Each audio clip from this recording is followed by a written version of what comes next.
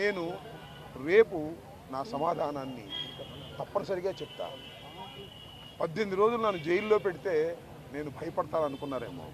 భయపడే ప్రశ్న ఈ అంబటి రాంబాబుకు ఉద్భవించదని మనవి చేస్తున్నా. ఎందుకంటే ఈ చంద్రబాబు నాయుడు గారి ప్రభుత్వం వచ్చినప్పుడే జైల్లో ఉండటానికి సిద్ధపడ్డానని కూడా ఈ సందర్భంగా మనవి చేస్తున్నా.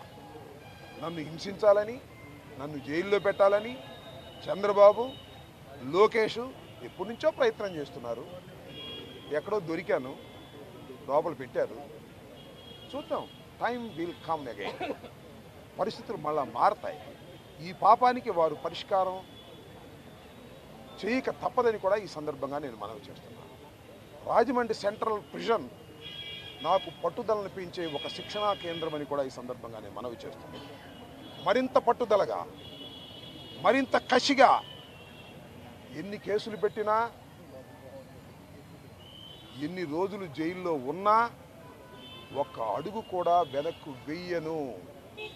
జగన్మోహన్ రెడ్డి గారి నాయకత్వంలో ఈ కూటమి ప్రభుత్వాన్ని ప్రజాస్వామ్యబద్ధంగా కూల్చేంత వరకు ఈ పోరాటం ఆగదు. ఎన్నిసార్లు జైల్లో పెట్టినా వెనక్కు వెళ్ళే ప్రశ్న లేదు. అన్యాయంగా, అక్రమంగా జైల్లో పెట్టారు. నా ఇల్లు దహనం చేయడానికి ప్రయత్నం చేశారు, నా కార్లు పగలగొట్టారు, నా ఆఫీస్ పగలగొట్టారు, నా పెళ్ళాం బిడ్డల్ని తరిమి కొట్టారు, నన్ను చంపడానికి ప్రయత్నం చేశారు, తీసుకొచ్చి జైల్లో పెట్టారు. ఏమైంది? ఏమైద్దని అడుగుతా ఉన్నా. చంద్రబాబు నాయుడిని అడుగుతా ఉన్నా, లోకేష్ని అడుగుతా ఉన్నా. ఏమైద్ది? ఏమీ కాదు. మళ్ళా కాలం గిరును తిరిగి వస్తుంది. అన్నిటికీ సమాధానం ఇవాళ చాలామంది మిత్రులు మాట్లాడారు. బయట జరిగిన సంఘటనలు నాకు తెలియదు, చాలా తక్కువ మాత్రమే, పేపర్లో ఉన్నవి మాత్రమే నేను తెలుసుకున్నాను. జైలు జీవితాన్ని నేను అనుభవించాను అనుకోకండి, ఎంజాయ్ చేశాను. ఎంత కఠినంగా ఉన్నా ఎంజాయ్ చేశాను. ఎందుకంటే ఒక రాజకీయ స్ఫూర్తితో రాజకీయాల్లోకి వచ్చినటువంటి వ్యక్తిని నేను. పట్టుదలగా ముందుకు సాగే వ్యక్తిని జైల్లో పెడితే భయపడిపోయే వ్యక్తిని అంతకంటే కాదు. మరింత ధైర్యంగా పోరాట పటిమతో ముందుకు వెళ్ళేటటువంటి వ్యక్తిని కూడా మనవి చేస్తున్నా. ఎప్పుడు ఎక్కడా తప్పు చేయలేదు.